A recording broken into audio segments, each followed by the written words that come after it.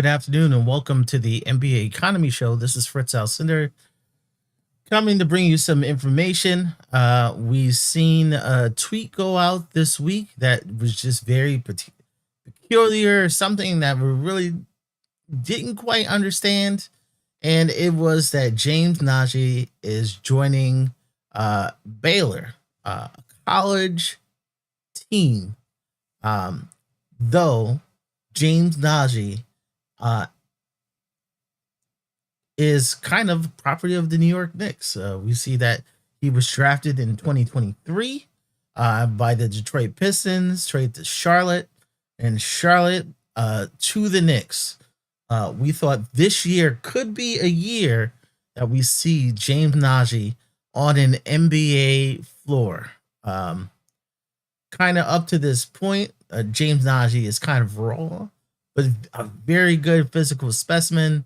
Someone, lots of energy, very fast, very aggressive. We thought he could make an NBA roster eventually. That was why he's been traded several times, and he has value. This coming into this summer, we knew that Karl Anthony Towns was going to be the starting center for the New York Knicks. Mitchell Robinson was a question mark. His contract status is up in the air. Are they going to give an extension? Are they not going to give him an extension? This summer, I thought, perhaps James Nnaji would join the New York Knicks on an NBA contract.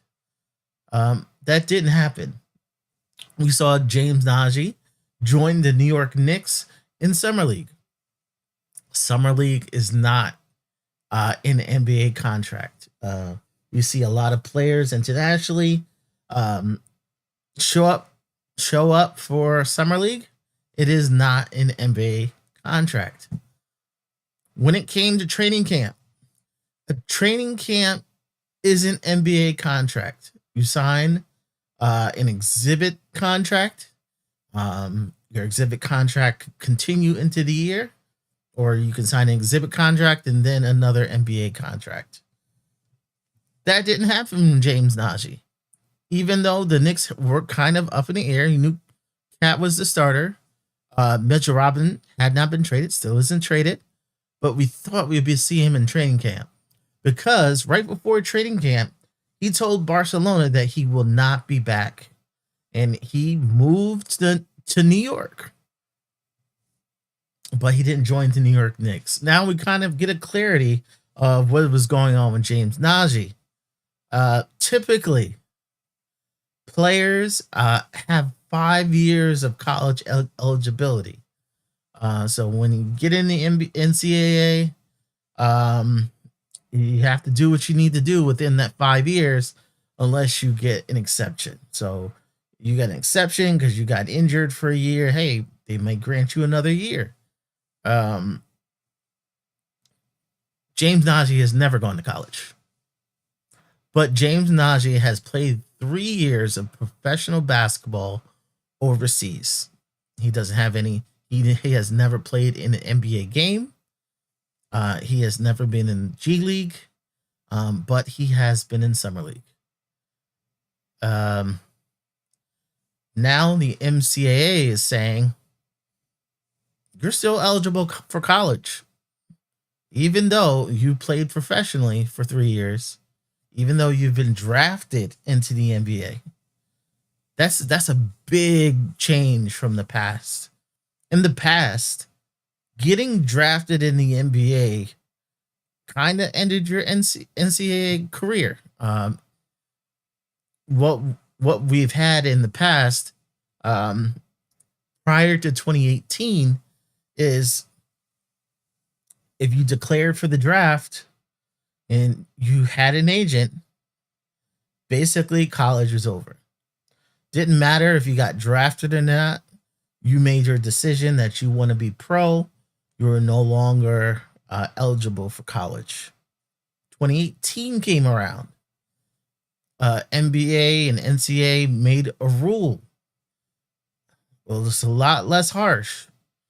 You can say, hey, I want to go to the NBA draft. And we're going to put a deadline date.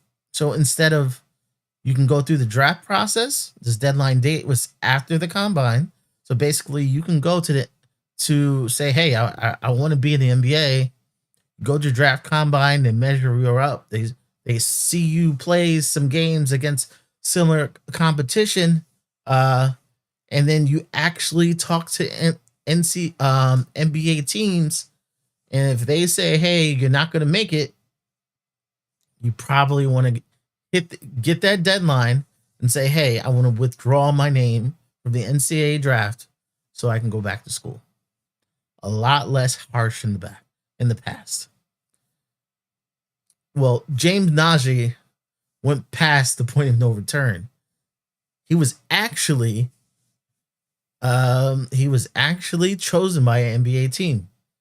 So now what the NCAA is saying is, hey, even if you're drafted by an NBA team, you still might be eligible as long as you didn't play NBA games.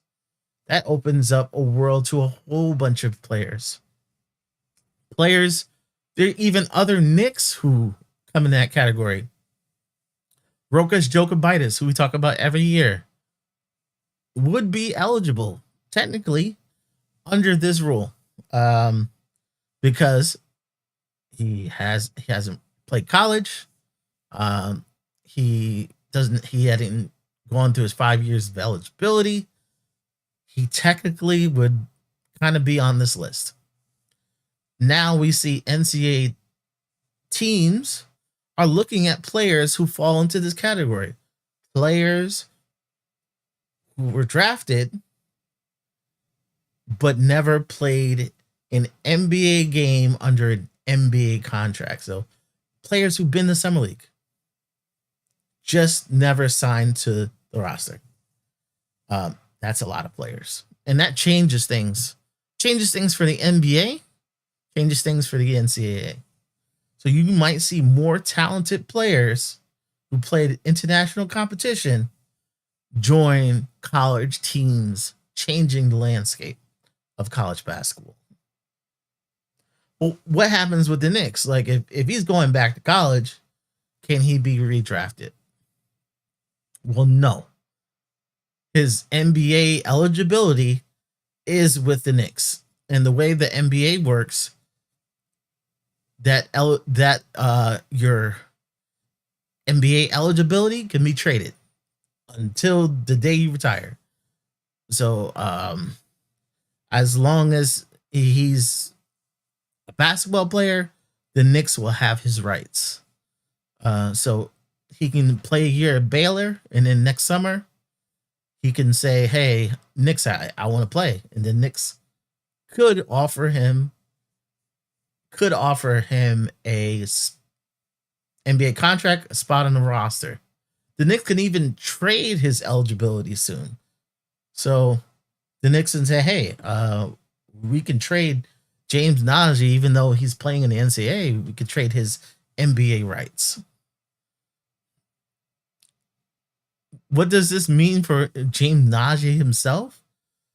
Well, he has a way of raising his stock without fighting with the Knicks, without fighting in the G League.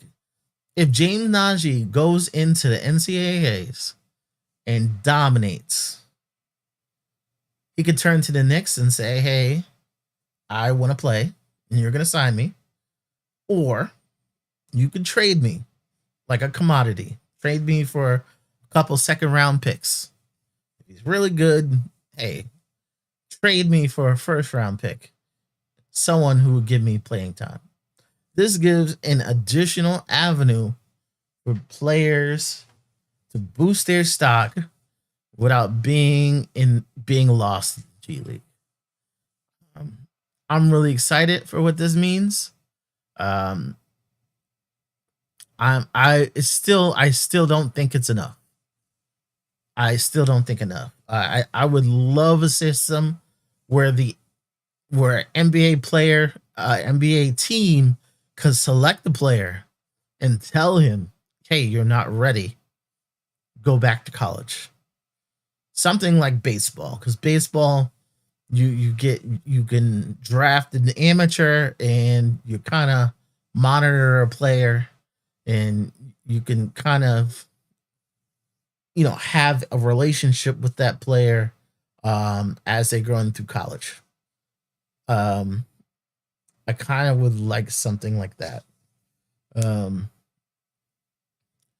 I think this is a huge development for basketball. It's gonna probably muddy the waters right now. um I think college basketball is on a case by case basis. I wouldn't just assume that, hey, he's never hit an NBA floor, he's now eligible. I think they're going to take a case by case basis. I think there are going to be some situations where some people are eligible. I think there's going to be some situations where some people are not eligible. Um, but very happy for James Nnaji. Very happy for the Knicks, because quite honestly, I would what I've seen of James Nnaji, he's gonna dominate in college basketball, and then the Knicks will benefit because they have another asset to trade or either play. So that's what I just had about James Nnaji. Right now, uh, it is Sunday, the day after the Saturday. So the Knicks won against Atlanta. We saw a very, very good showing by Kevin McCullough. Mo Diawara, he continues to impress. Like, his ball handling skills is getting better. His awareness is getting better. And we've seen in the last week, he's hit some shots. So the Knicks kids are doing their things. One thing I would look in the next week, I do expect the Knicks to kind of make a move. Like I said in a previous video, January 5th is a very important day, since that is the day that 10-day contracts could start to be signed with G League players. So I expect the Knicks to kind of protect Dink Pate by the 5th. And one way to protect Dink Pate is by giving him a 2A spot. And they can either do that by dropping somebody who's on a 2A, or perhaps making, one of their trades that they want to make for the deadline. If they want to do a consolidation trade 2 for 1 in some situation, make a spot for someone to go from G League to NBA roster, and then open up a spot for a 2A to save Dink Pate. But I fully expect them to save Dink Pate in some way that he's not available for other teams on the 5th. I have a guess of who that is right now. The way McCullough played the other day,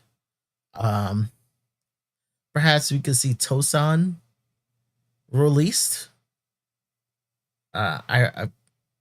It's really tough to see a 10 player who played 10, who scored 10 points a game in the NBA not be on the list, but man, I don't think they give it McCullough after what we've seen the other day.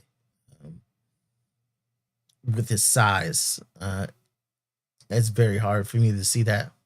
Also, I wouldn't rule out a trade. The Knicks are not like wait to the last minute of the deadline. The Knicks historically have done trades in December, early January, kind of beat the rush, get what they want right away before everybody is wheeling and dealing. So that's something to look for this week. I fully expect somebody before January 5th, a little movement within the Knicks. I'd like to shout out Randu 1973. Also, good afternoon. Who who has the suggestion of trading Daddy for a second round pick, and put McCullough on the main roster. Okay, that is an opportunity. At the same time, Daddier's value isn't very high, so trading him for nothing might be pretty tough. Or you may have to put a second round pick in it. You're talking about a team that has roster space, or a team that wants to just cut him. That's kind of tough. So we'll see. If there's any news or any updates, I will go live. Starting, I think my last day of work is Wednesday. So hopefully after that point, I have a lot more time to talk about videos. We're even join the Nick of Time show, doing previews of games. We're going to talk a lot about just around the NBA of what's going on with these player movement. So hopefully I can keep you guys informed. So please subscribe. Definitely, please subscribe. That's the best way you can support right now. All your likes are appreciated. We're trying to get to 500 so we can get more options on these streams. I'm not close to monetization, so I do want to get 500 just so I can get some more options on what I can provide to you on video. I'd like to thank everybody for joining me today. If there's a subject you want me to cover, put it in the comments. Put it in the comments. Definitely going to listen. There are hopefully some new features I can bring to you. I like to say everybody have a great afternoon, and I will catch you next time. Talk to you later.